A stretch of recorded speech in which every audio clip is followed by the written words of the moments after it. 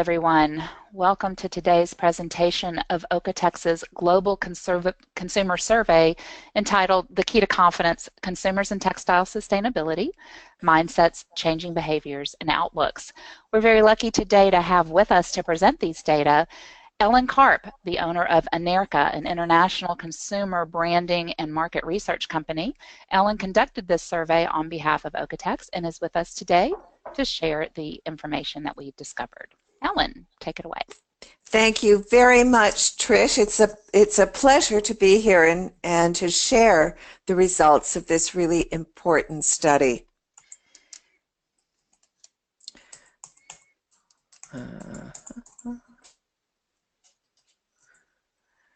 Oops, sorry about that. A little technical glitch there for a moment. The study was commissioned by OEKO-TEX as part of its 25th anniversary celebrations.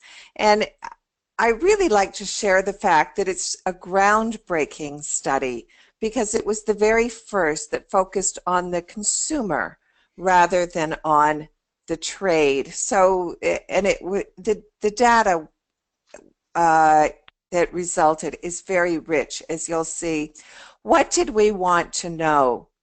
Well, over the last decade or so, there have been real shifts taking place around the world in the way people think about and consume food as they're moving towards a healthier lifestyle and a more sustainable lifestyle in some respects.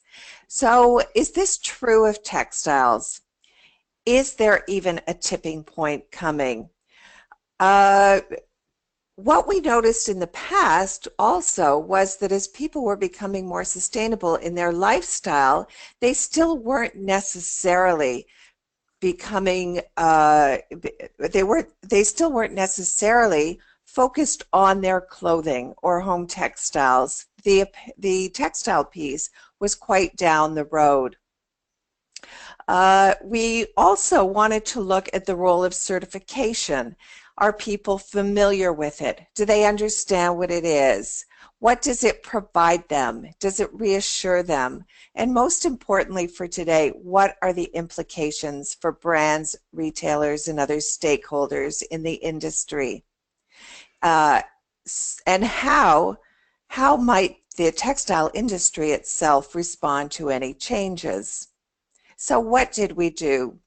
It was a 25-minute online survey. This is a very long survey, and it means that it's very comprehensive. We fielded it in June and July of this year, and there were both multiple choice and open-ended questions. And the responses to those open-ended questions were very, very rich, and you'll see some of them. People were quite thoughtful. We had over 11,000 consumers respond to the survey. They were ages 18 plus, and all of them were the decision makers and shoppers in their household for clothes, and at least 300 in each country also were decision makers and shoppers for home textiles, and they purchased these items at least 3 times a year.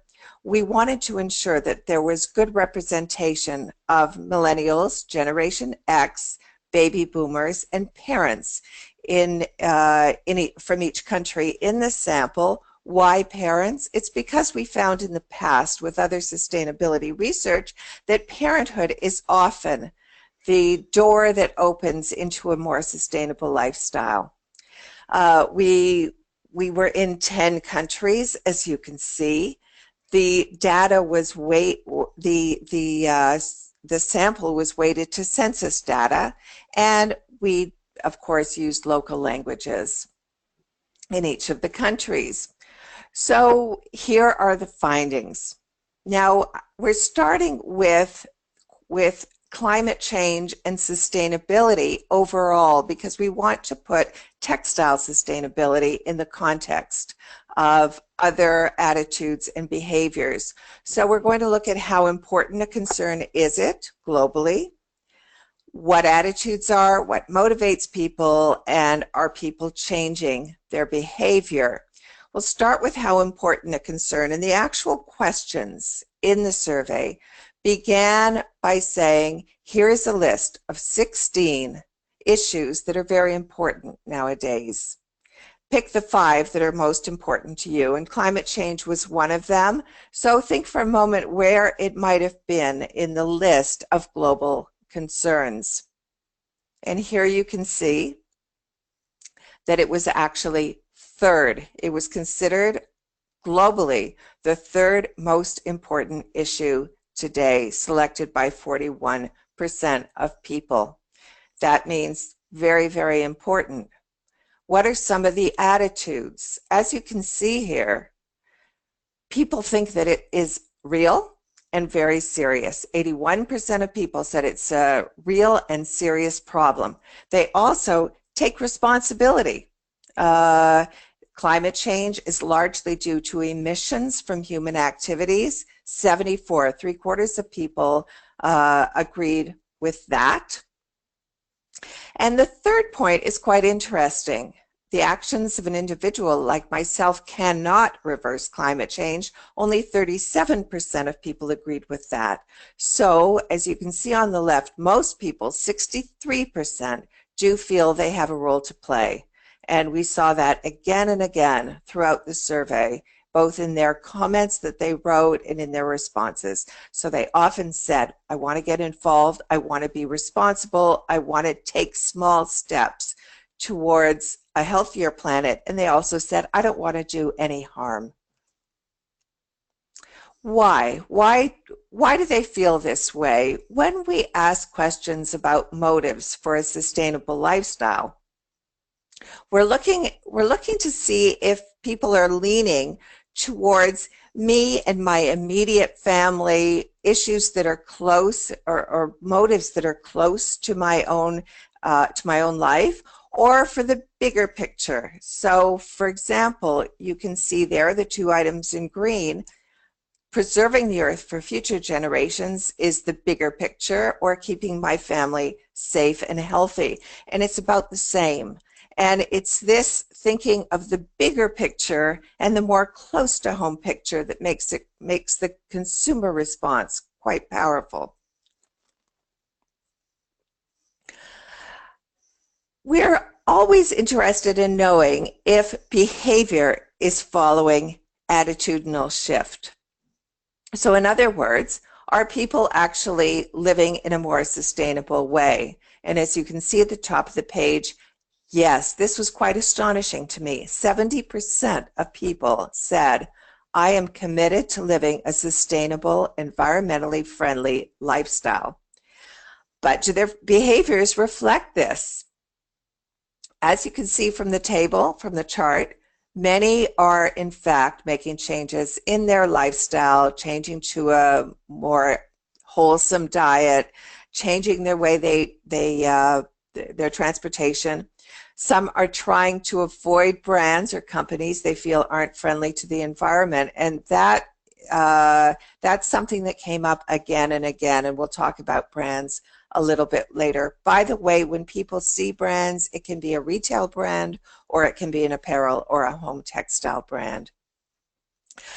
In other words, however, people aren't quite there. They're not living fully sustainably, but they aspire. This is aspirational. They aspire to do that. Here are a few of the comments about climate change, focused really on this sense, I want to take responsibility. The efforts of one person might be small, but the accumulation of such efforts can have a huge effect. That's why I do what I can. I know that my personal ecological footprint is large, and if I could change that in an easy way, easy is key, I would. I want to know that I'm being a responsible human being and make sure that what I buy isn't making the world worse. I'm a conscious citizen, and I want to contribute towards the betterment of the world. I consider it my responsibility. So now we're going to move into the area of textiles, starting with what people know, how concerned they are. Are they concerned about harmful substances? What about the importance of safety and responsible production, and perceptions of eco-friendly textile products? So do people know, and are they concerned about the textile industry? Well, 4 in 10 people globally And in places where textiles are not being produced, say, I don't know much about the way textiles or clothes are produced. We asked them which they felt were the most polluting industries, and as you can see from the graph, they consider the energy industry and the car industry to be the worst polluters by quite far. The textile industry, no, that's far down the line, and 22% of people only said textile industry. However, if you look at the third point on top, those who lived in manufacturing reasons view it much more harshly. 41% said it's a major polluter, and they ranked it third, so right after the energy and the car industries. Are people concerned about harmful substances in textiles? This was quite astonishing to me. I did not expect this. 40%, 4 in 10 people said, yes, I'm concerned about harmful substances in clothing or home textiles. And by the way, if you look at these two numbers for clothing, 40% for home textiles, 39%, they're usually very similar. There were really no differences in their responses about clothing versus home textiles. What was astonishing about this table was that textiles are not very concerns about harmful substances in textiles are not that far behind other products like personal care, home care, or food, which is certainly very important for people. This to me was a sign that indeed impressions of the textile industry might be changing, and we had a few such signs throughout the survey. So how important is safety from harmful substances and responsible production? We gave people one of our famous scales from 1 to 10 and asked them to rate how important safety from harmful substances, environmentally responsible and socially responsible production are. And as you can see from that column in green, they're very important. These are the people who said it's an 8, 9, or 10. So extremely important.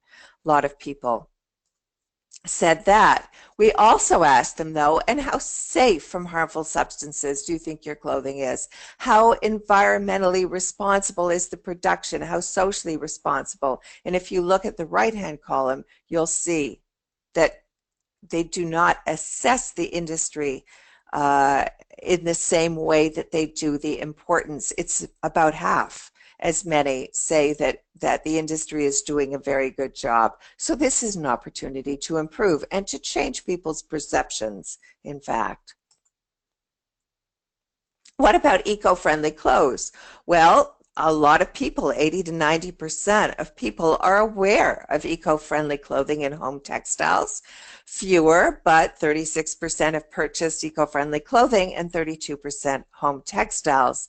As happens very often, purchase is higher for clothing or home textiles for babies or young children. And as I mentioned earlier, parenthood is often the entry point to a more sustainable, healthy lifestyle.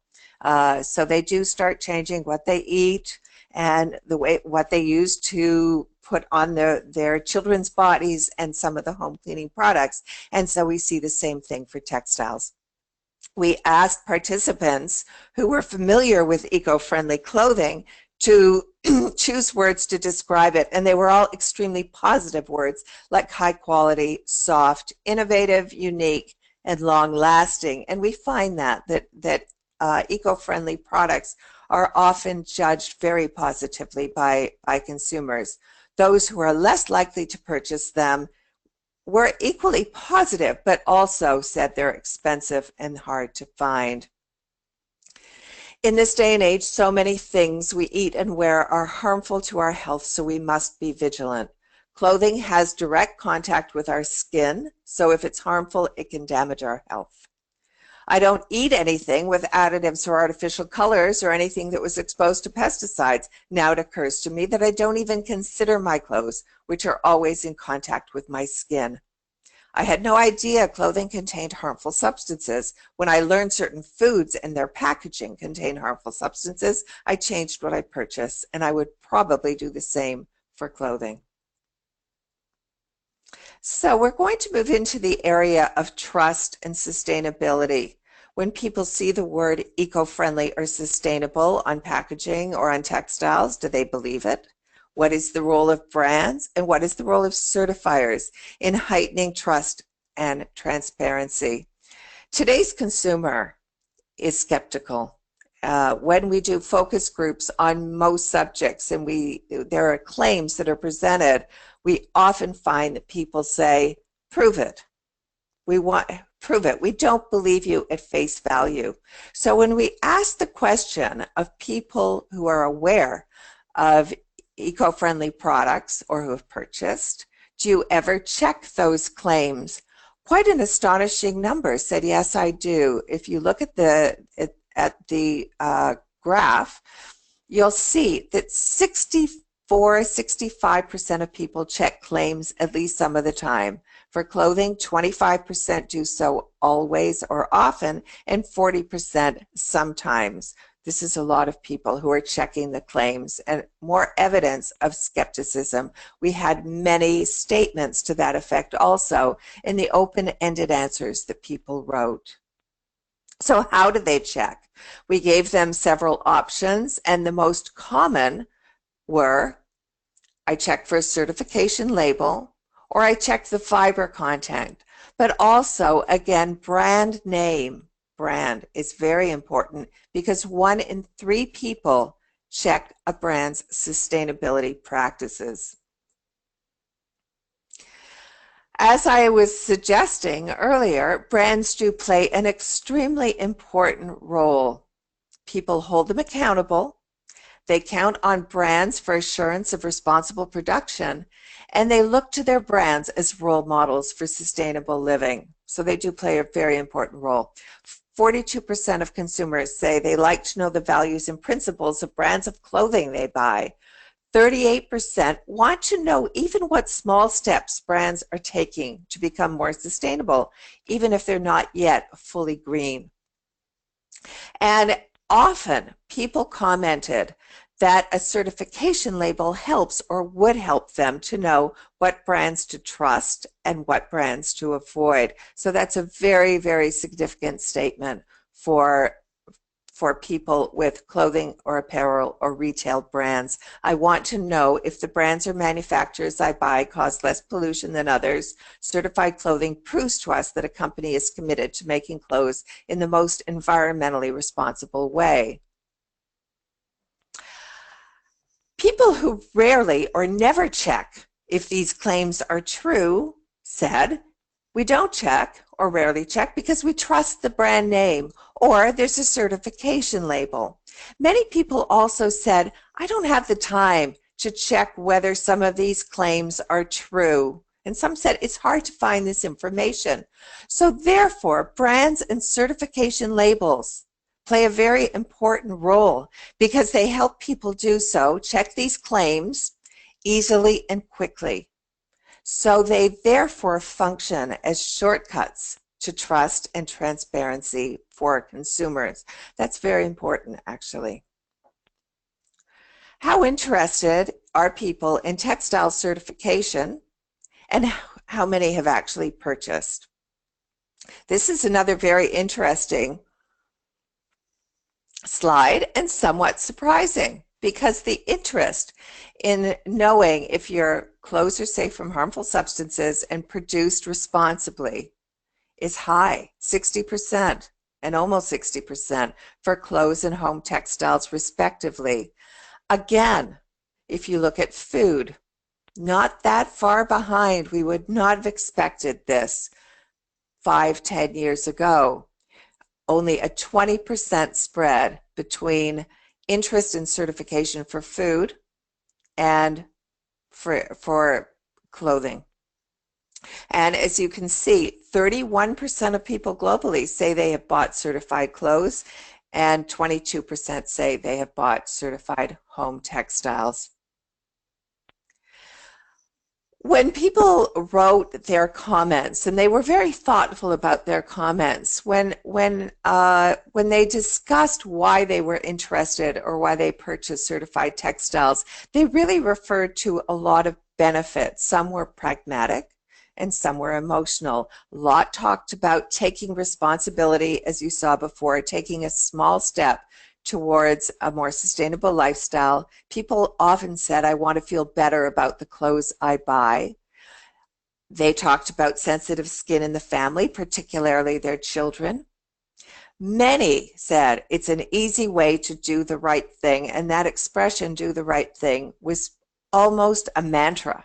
It came up so often.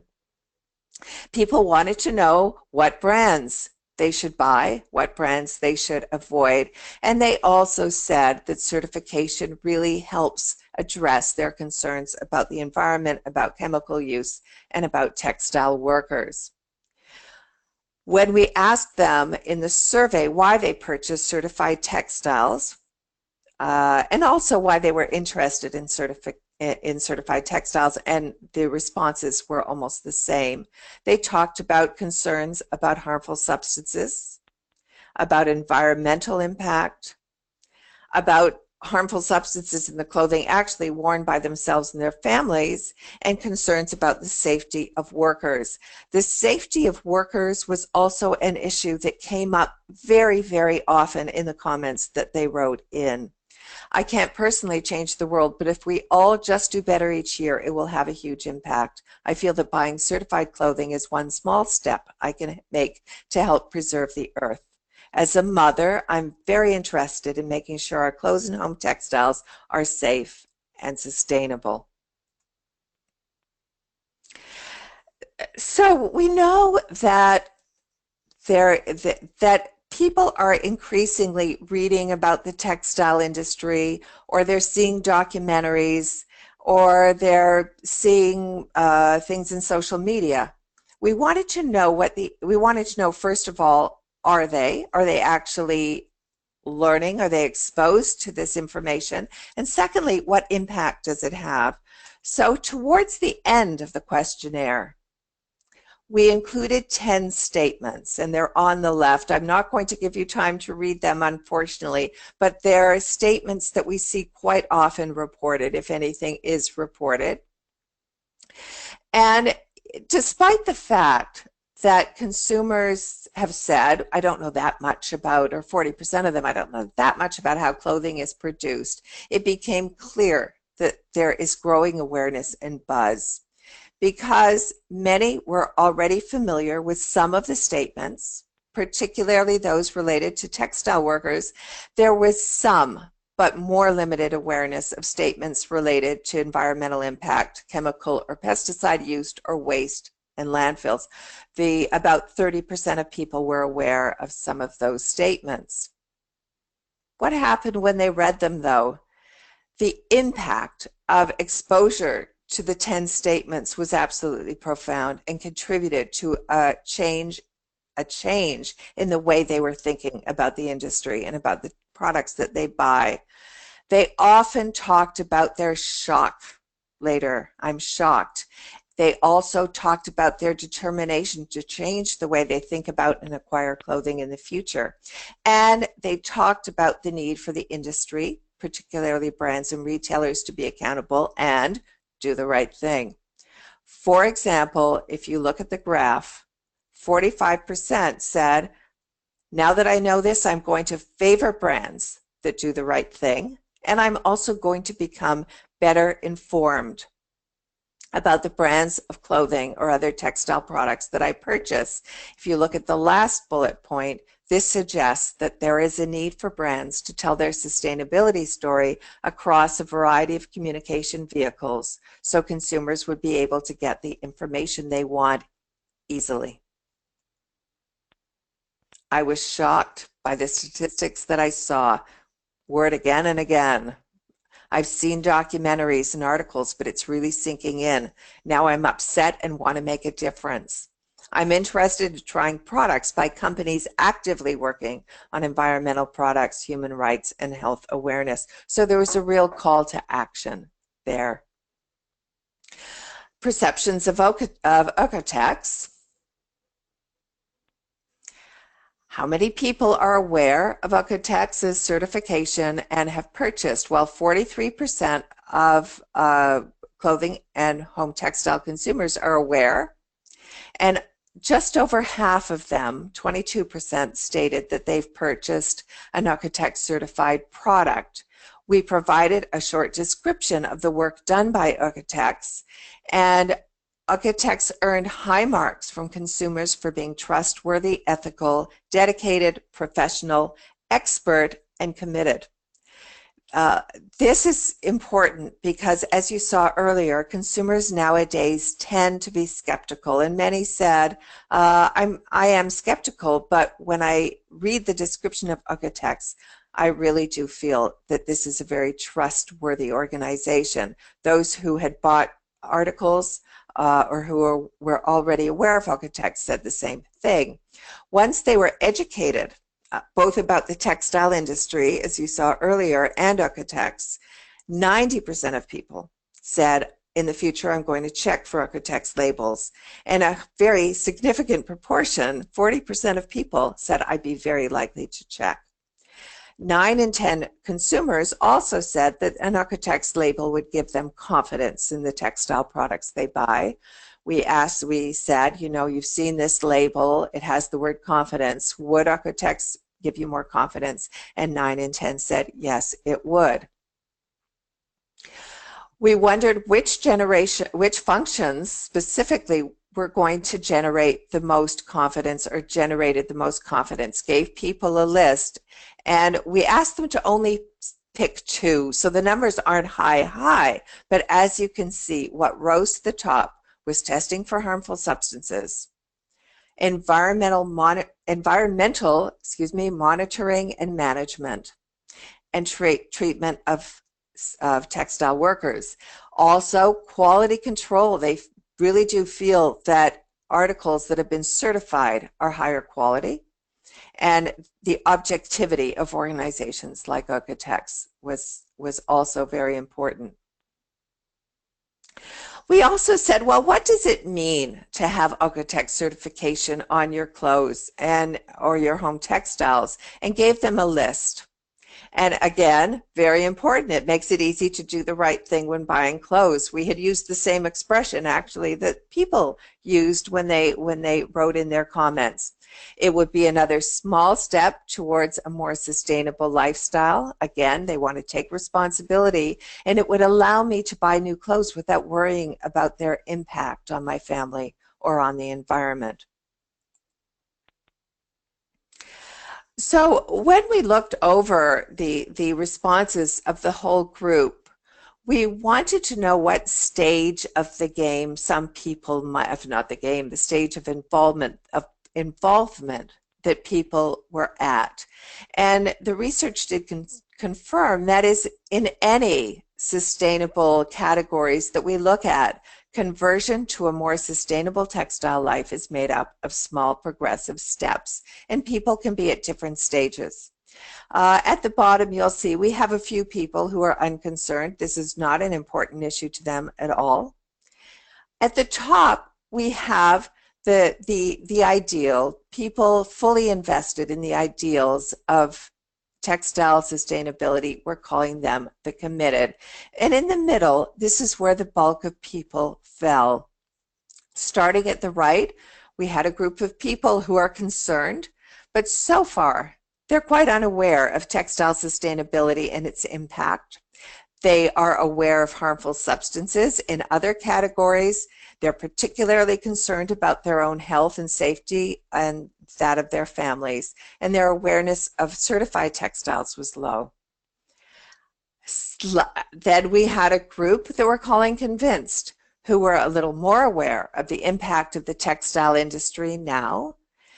Very great concern about workers around the world. They mentioned it often. They're convinced that textile sustainability affects them personally, and they claim to be aware of certified textiles. And then we have a group that we're calling compelled. And these are people who generally live in a textile manufacturing area. So they're very aware as a result of the impact of the textile industry on the environment and on people. They have firsthand experience. They're anxious to improve textile industry conditions, to protect the health of communities and their families, and they claim to buy certified textiles. And you can see the arrows are all pointing up to that committed stage where people are fully invested in the ideals of textile sustainability. Buying clothes with this label would give me confidence, that's the OEKO-TEX label, that I was doing the right thing. Now that I'm more aware of the facts, I will not be able to buy textile products without checking for an OEKO-TEX label.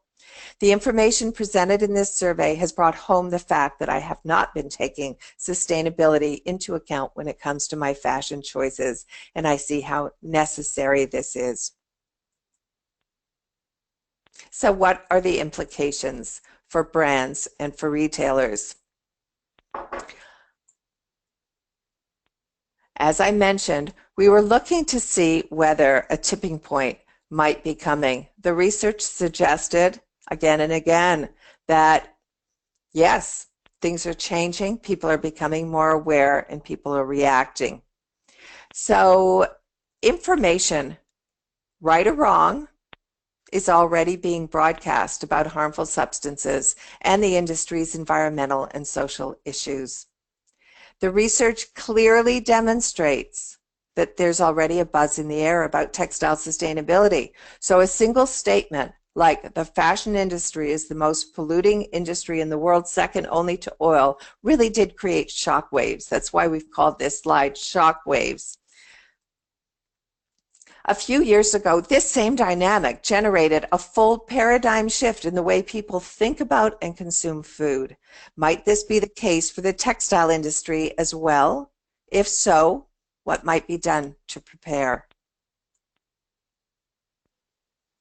So, will the tsunami of shock sweep over the industry, or can the industry ride the waves and take control?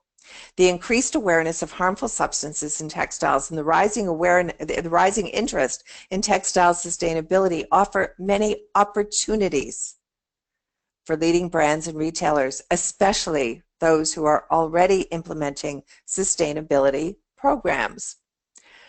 More and more, as you saw, consumers want to know this kind of information about their brands.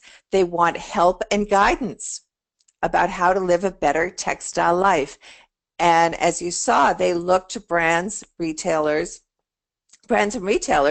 for some guidance, as well as certifiers.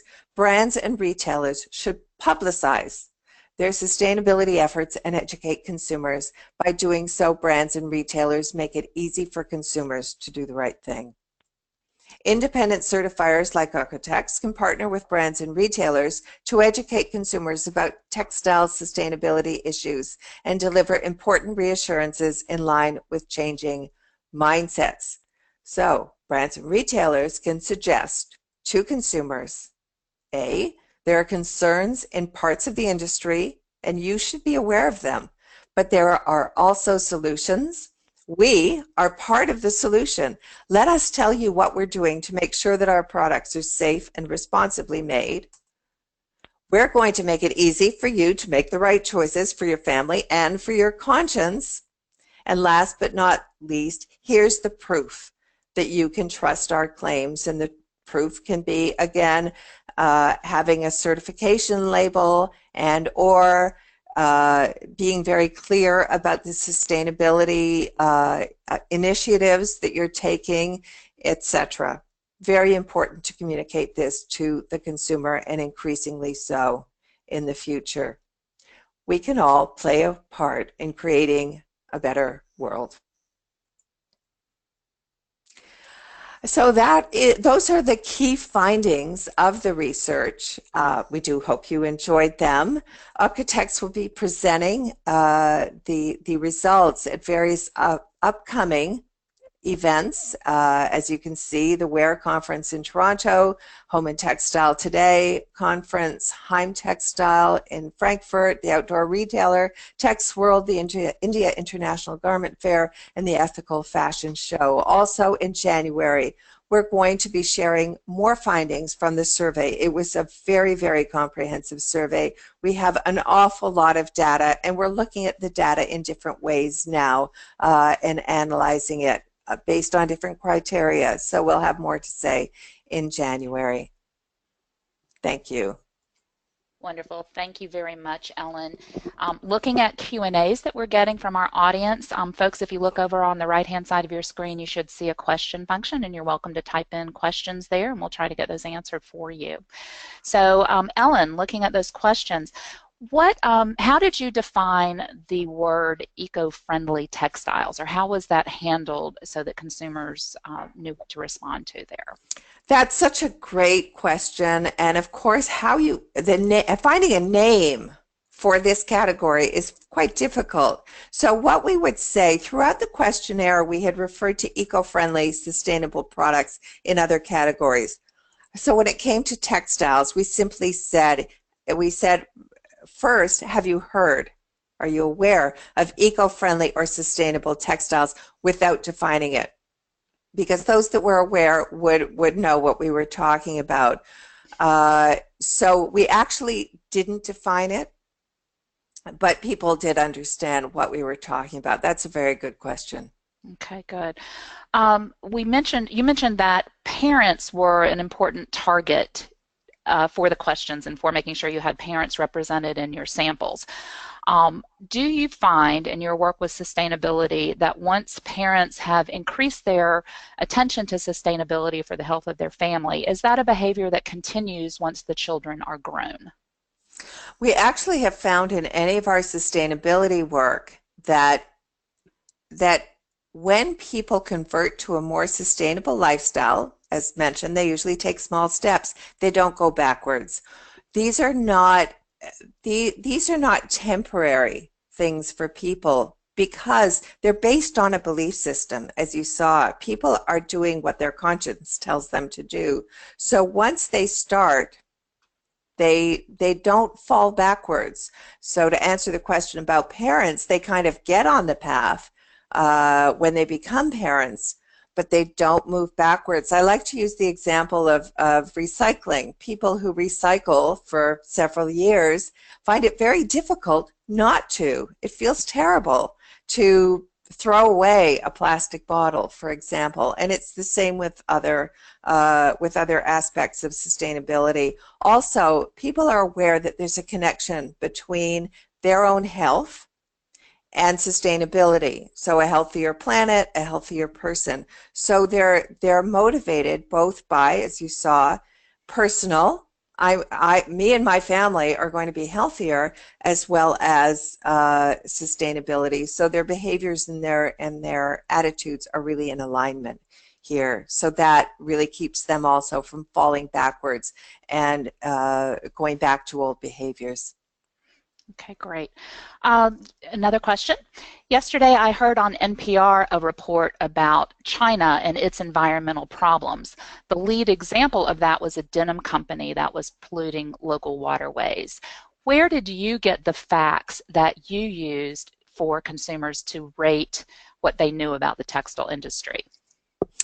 Well, thank you for asking. We spent an awful lot of time looking for the facts and trying to find the most reliable facts. We were looking also for the facts that we were seeing reported quite often in blogs, on websites, in documentaries, as I mentioned, to see really, to be able to measure whether people were exposed to them or not. That said, we also spent quite a lot of time making sure that we were going to the most reliable sources. So just all 10 of them had been reported in sources like the World Wildlife Fund website, or Forbes magazine, or the International Labor Organization. So we made sure that that wording had been used. by an organization with fact checkers. So we came as close to accuracy as we possibly could. We were also looking for statements that come up frequently in the press.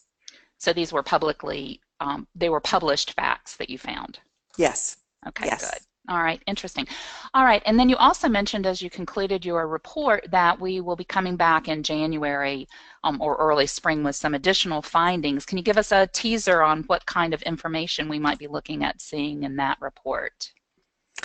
I can indeed. We're looking at the findings from various perspectives, and I'm looking forward to being able to share some of those.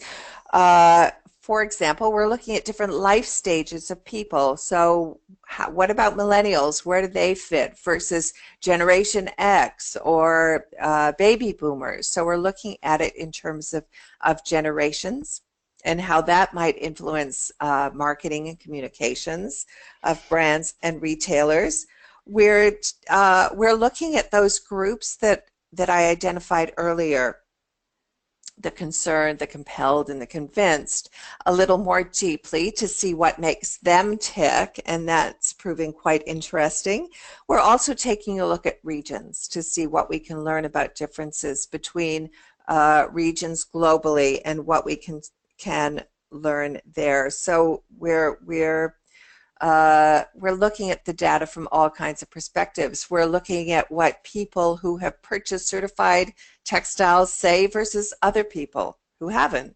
We're looking at people who say, I am living a very green lifestyle, and how do they compare? We're looking at people who shop at various different channels, like department store versus fast fashion. And I might throw out another teaser. I have actually looked at the data from people who are frequent fast fashion purchasers, and they are very interested in textile sustainability. They were among the most interested. So I think that that's a very interesting finding right there. Wonderful. All right, well, that's the end of our Q&A session. Thank you everyone for participating, and we'll be getting more information to you about this very interesting work that's being done by OEKO-TEX, and also keeping you informed about new editions of this study that will be publicized in the upcoming months. We look forward to seeing you at textile industry events around the world and talking with you more about textile sustainability and OEKO-TEX certification. Thank you very much. Have a good day, everyone.